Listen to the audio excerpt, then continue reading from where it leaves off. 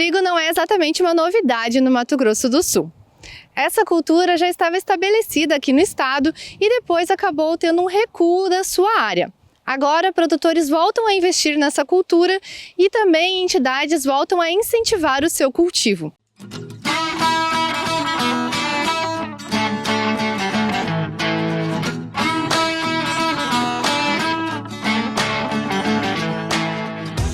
Patrocínio Soluções BASF Trigo. Produtividade e rentabilidade para a sua lavoura. Hoje nós vamos entender um pouco sobre o histórico e também o futuro do trigo no Mato Grosso do Sul com o pesquisador da Embrapa Agropecuária Oeste, Cláudio Lazarotto. Cláudio, primeiramente, como o trigo chegou aqui no Mato Grosso do Sul? Olha, o trigo chegou aqui em Mato Grosso do Sul exatamente no começo do desenvolvimento da agricultura no estado, então o estado de Mato Grosso.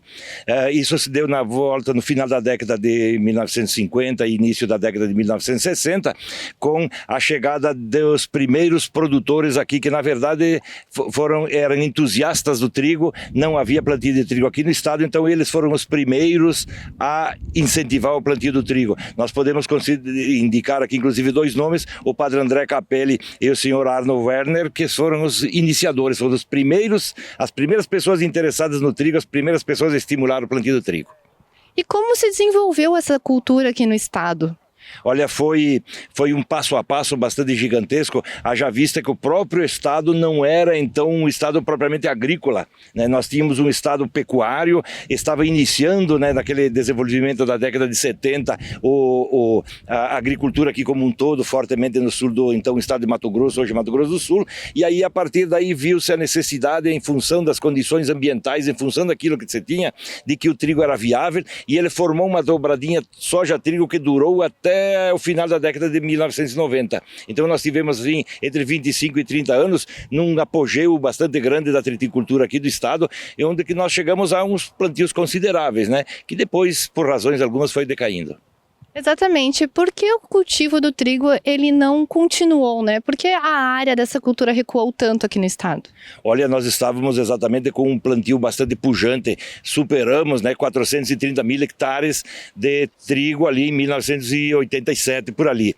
E houve uma queda muito grande, apenas num período ali nós perdemos 400 mil hectares num período de 10 anos na época, exatamente em função de alguns fatores advindos ou ligados à própria cadeia da triticultura, mas também de outras vindo de fora. Na parte da triticultura, o agricultor ficou sem saber para quem vender o trigo, então não havia justificativa para o plantio, por um lado. Por outro lado, nós tivemos o advento do tal do milho segunda safra, ou milho safrinha, que associado ao desenvolvimento muito grande da suinocultura e da avicultura, deu vazão para esse milho, então esse milho tinha uma comercialização muito mais fácil do que o trigo. Então, por essa razão, o trigo abriu espaço para o milho na época do outono e inverno. E nós estamos vendo justamente aqui que essa cultura voltou a ser interessante, né? Os produtores voltaram a investir nela. Por que isso vem ocorrendo?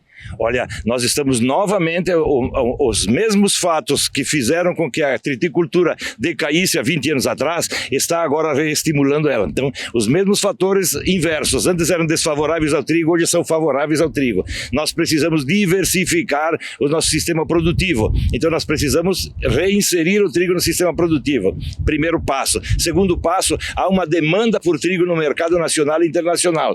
E em terceiro lugar, nós estamos tendo uma decadência do sistema de cultivo soja, milho, soja, milho, soja, milho, então é a vez do trigo reaparecer. Então, nesse contexto todinho, favoráveis às condições climáticas, às condições comerciais, etc., também está o interesse do produtor em voltar a cultivar trigo, por um lado, e por outro lado já a disponibilidade de material genético suficiente para que você tenha uma triticultura tão pujante ou mais pujante do que nós tivemos na década de 80, mas também com muito mais qualidade do que tínhamos naquele tempo. O senhor chegou a dizer hoje que o sistema soja-milho é insustentável. Por quê? porque são duas culturas que se sucedem muito rapidamente. Então hoje as pragas da soja que vem primeiro já estão passando para o milho. Uma das razões, doenças que não existiam antes no milho estão aparecendo hoje, então encarece o sistema produtivo e dá uma menor rentabilidade a essa dobradinha. Por outro lado, essa constante plantio, que é um monocultivo de duas espécies, acaba degradando o solo, degradando o sistema e encarece todo o sistema, aumentando o custo de produção e reduzindo a rentabilidade da dupla. Tanto a soja isoladamente como o milho isoladamente tem uma redução mais baixa, e quando nós pegamos o ano agrícola, soja, milho, ele tem uma rentabilidade muito menor hoje do que se nós tivéssemos soja-trigo. Então a soja-trigo fica mais interessante do que soja-milho. E como que o trigo se insere nesse sistema? Quais são os benefícios dele para a agricultura aqui no Mato Grosso do Sul? Olha, são benefícios da ordem agronômica, da ordem econômica e da ordem tecnológica de uma maneira geral. Agronomicamente, nós estamos a reintrodução no sistema produtivo de uma nova espécie. Isso nos dá uma coisa chamada diversificação de culturas. Isso quebra ciclos de doenças que vinham da soja, que vinham do milho. Isso, para o mercado como um todo, volta a girar aquela questão de novas máquinas andando, ocupação melhor da época de plantio, novos fretes, os produtores de semente voltam a produzir semente, os moinhos voltam a ter matéria-prima nacional. Então há todo um processo que é uma engrenagem monstruosa que passa a ser movimentada através da reintrodução do trigo no sistema produtivo. E tem mais uma ainda, nós vamos tornar Mato Grosso do Sul um dos maiores produtores de trigo dentro de 5 ou 10 anos. Eu ia perguntar, qual é o potencial dessa cultura aqui no estado? Qual é o espaço para ela expandir? Olha, eu particularmente considero que nós temos pelo menos 200 mil hectares de solo e ambiente climática e edaficamente favorável. Então, no mínimo 200 mil, mas nós podemos chegar a 300 mil hectares em solos que eu considero áreas de primeira, né, de primeira linha. E depois nós podemos mais tarde expandir para os 400 mil hectares que já tivemos na década de 80. Mas hoje, se nós temos tranquilamente a possibilidade de plantarmos 200 mil hectares com produtividades acima de 5 toneladas por hectare.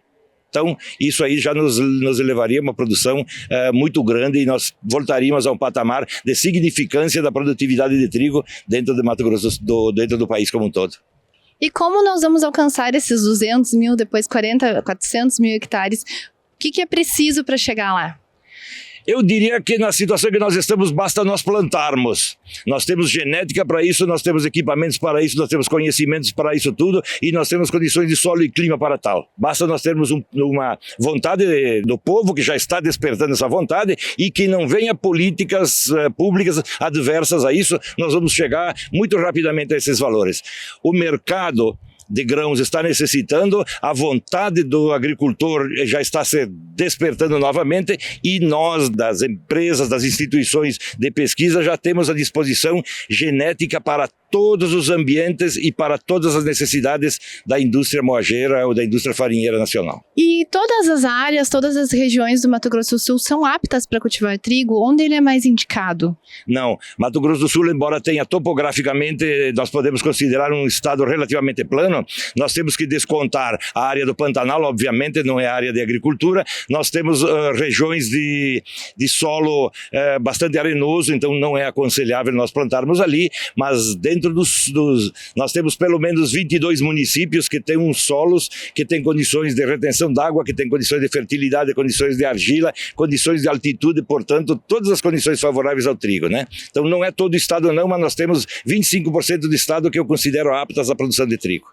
Quais seriam essas regiões aqui no estado? Principalmente o entorno do município de Dourados e a fronteira sul, que nós denominamos então o município de Ponta Porã, município de Aral Moreira, município de Laguna Carapã e logicamente o município também de Dourados, Maracaju e Cidrolândia. Esse seria, vamos dizer, o epicentro da nossa triticultura no futuro. E quais são os desafios que ainda se enfrenta aqui no Mato Grosso do Sul para o desenvolvimento do trigo? Olha, talvez o maior desafio hoje para nós expandirmos tanto é disponibilizarmos de sementes de qualidade. Semente não quer dizer variedades, não quer dizer tipos de plantas, como se diz popularmente, quer dizer quantidade de semente disponível. Para isso nós precisávamos, para fazer mais rápido, reabilitarmos a indústria sementeira que nós já tivemos há muito tempo, que hoje está destinada mais à produção de grãos de soja do que de trigo. Reabilitando isso aí, vamos ter disponibilidade de semente para todo esse cultivo, é talvez o maior entrave no curto prazo que nós temos. Eu conversei com Cláudio Lazarotto, pesquisador da Embrapa Agropecuária Oeste, sobre o trigo no Mato Grosso do Sul.